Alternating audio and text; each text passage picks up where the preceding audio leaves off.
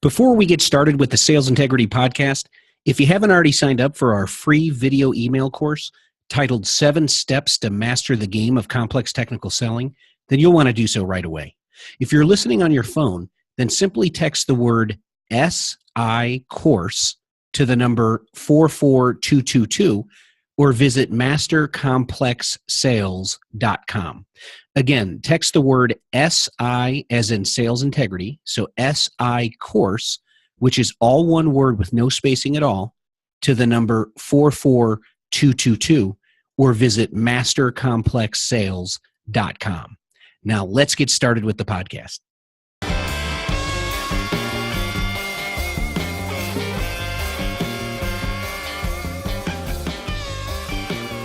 Hello, sales achievers. Welcome to the Sales Integrity Podcast. I'm Sean Pickett, founder and CEO of Sales Integrity, a sales coaching services provider, and also the founder of my coach site, a coaching enablement software provider.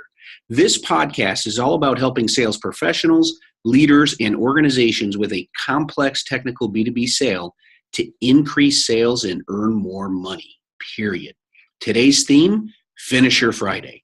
Since most salespeople like to be known as closers, on Fridays we will focus on one tip to finish the week strong to help improve your follow-up skills or improve your closing skills. So get ready to close this week out in strong fashion with today's Finisher Friday topic. And with that, let's get today's episode rocking and rolling.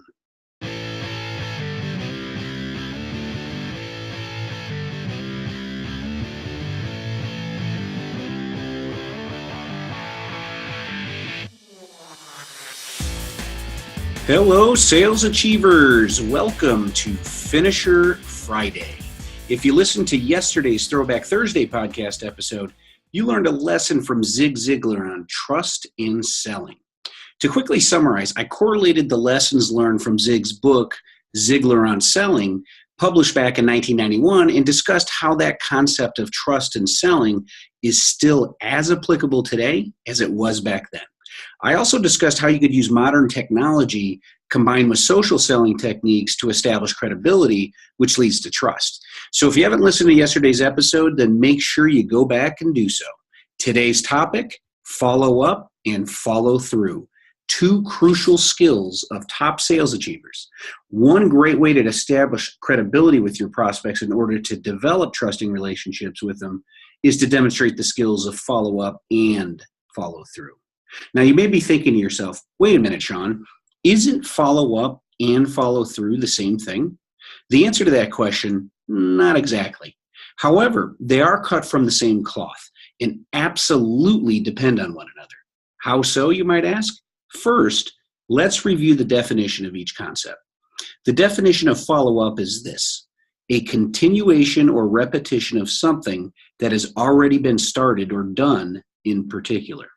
The definition of follow through is this: the continuing of an action or task to its conclusion. First, let's distinguish the clear difference between the two concepts. As the definition states, follow up is a continuation of something that has already been started. A good example is if you had meeting number one with a prospect and you agreed to send them a follow-up email with info you promised during the meeting and to schedule the next step meeting, for example. If you actually did what you said you would do by sending that email you promised, especially with a quick turnaround, then that would be follow up or following up on that immediate action item.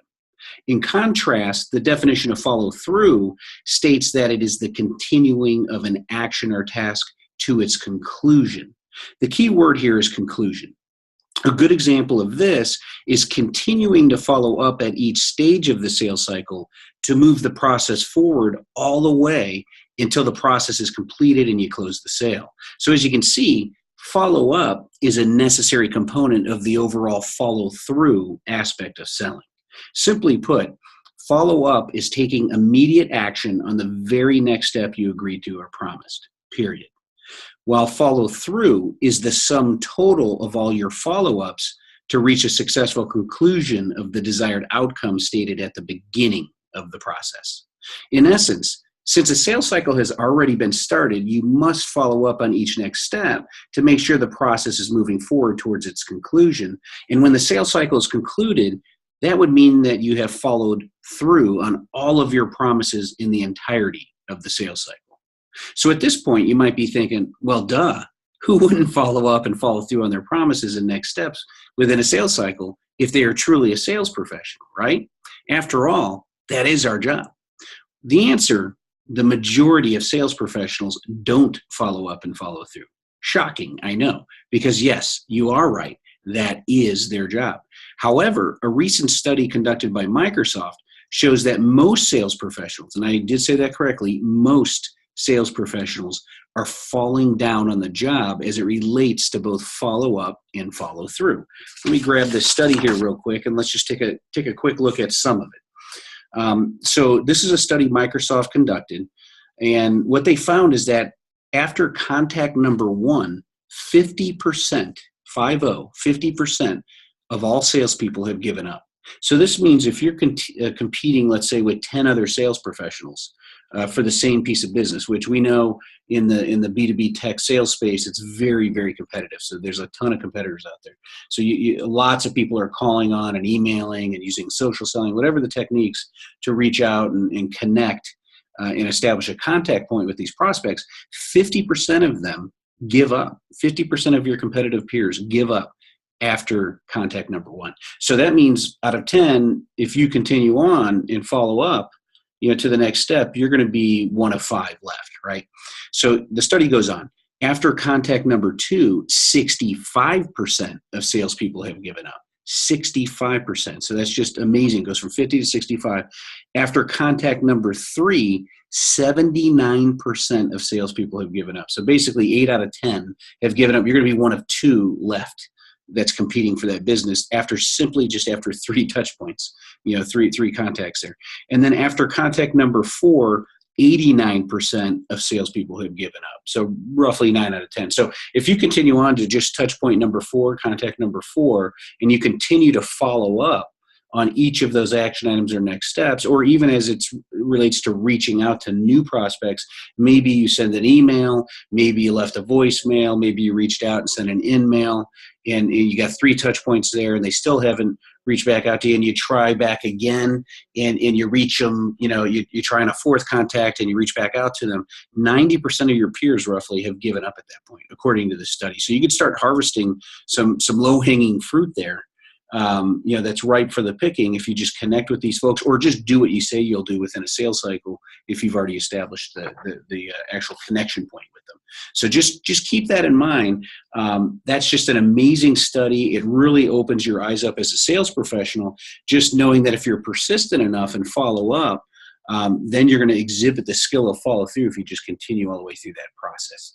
Now, we will take a look at the rest of that study on an upcoming Mindset Monday episode next week on Monday when we discuss the power of professional persistence. So that'll be the topic of the Mindset Monday episode coming up. And then we will discuss how to set up and execute a systematic sales messaging approach to apply the power of professional persistence on next week's Tactical Tuesday episode. So stay tuned for those 2 episodes as we continue with our podcast series next week associated to establishing credibility that leads to trust, that is built on a foundation of follow up and follow through, that exemplifies the power of professional persistence, of which is powered by applying a systematic sales messaging approach. You see, one thing truly leads to another. To finish up for today, let me provide some recommendations on the lessons learned during this Finish Your Friday episode. Recommendation number 1, have a sales process in place that have predetermined action items and next steps with each stage in the sales cycle that will allow you to keep moving the process forward. I believe that when you look at that study, the majority of those sales professionals, 50% after contact 1, they give up, then 65% after contact 2, 79% after contact 3, and then the 89% they give up after contact 4. I believe that they're just simply flying by the seat of their pants, winging it, and it's a numbers game, and they're reaching out to as many people as possible, and they're just dropping the ball left and right because they don't have a set sales process in place that allows them to be systematic in their approach and have predetermined action items and next steps. So that's my recommendation number one. Make sure you have that. A lot of companies provide training on that and provide a process. Many sales reps don't even follow that. So make sure you're following that. If you don't have one, seek one out and make sure that you put that in place and you become systematic with the way you're selling. Recommendation number two, have a good note-taking system you use to capture action items agreed to and promises made during each meeting or conversation with prospects and customers. I'll go over probably more of an extensive note-taking system on a future episode, but just a real quick recommendation within a recommendation here. When you take notes, a lot of us take copious notes and maybe pages of notes when you're in a prospect meeting. It's kind of moving fast and furious. And then you look at it and you get lost in a sea of note-taking, figuring out where were the next steps I agreed to or what I promised. Anytime you promise something or agree to an action item or a next step, just simply put a star to the left of it in the left-hand column. So if you put a star next to that, and then just take the rest of your notes normal with nothing to the left of it, later on it becomes pretty easy to look at your notes and just quickly scan it to see what the stars are, and then you can pull out those action items or promises made or next steps, and then get those on the schedule to move forward and take action on. And that leads to my third recommendation, which is schedule in a daily block of time to review your daily notes and action items from that day that you need to either immediately complete or schedule to get done in the near future.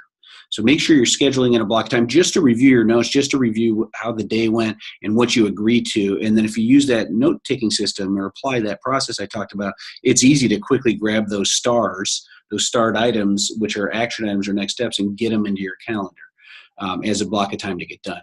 And then that leads to the fourth and final point or recommendation here. Finally, schedule in a daily block of time to execute all of your action items and tasks that need to be completed to move sales cycles forward.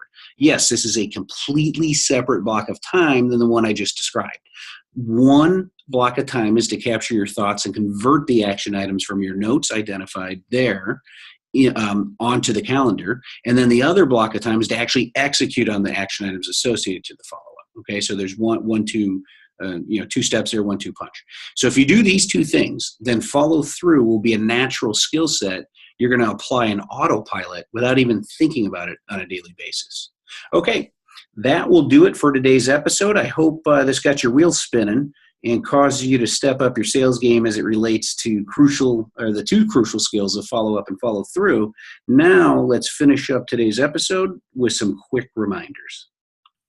First, we recently launched 2 new B2B tech sales professional groups, one on LinkedIn and one on Facebook. Just search for B2B tech sales professionals on either LinkedIn or Facebook, or both if you want to join both groups, and join the conversation with your peers there. Second, if you haven't already subscribed to our free 7-day video email course titled 7 Steps to Master the Game of Complex Technical Selling, then you will definitely want to do so right away. You can do so by visiting mastercomplexsales.com or by texting the word SI course to the number 44222.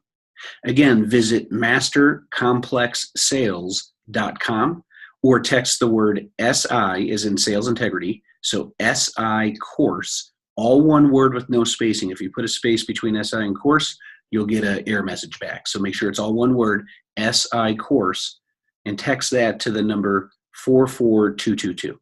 After subscribing, we will send you your first lesson via email right away, and then 1 lesson a day for the next 7 days. Third, if you haven't already done so, please subscribe to this podcast on iTunes or SoundCloud.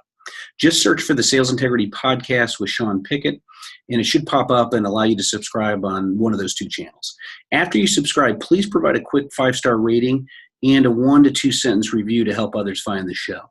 We are going to be published on Stitcher Radio, Google Play, and eventually iHeartRadio and other channels. However, we are a brand new podcast. This is week 2 here. So we're not on those channels just yet, but bear with us. We're going to get there soon, and we'll let you know what we do. And finally, please share the podcast with your colleagues and friends who would find it relevant. You can do so by going to salesintegrity.com and click the Sales Integrity Podcast menu link at the top of the page. All of the podcasts are there, and it provides you a way to click a button and share any episode, whether it be an email to individuals or if you want to blast it out to social media, there's some buttons on there as well if you're so inclined. We would appreciate that.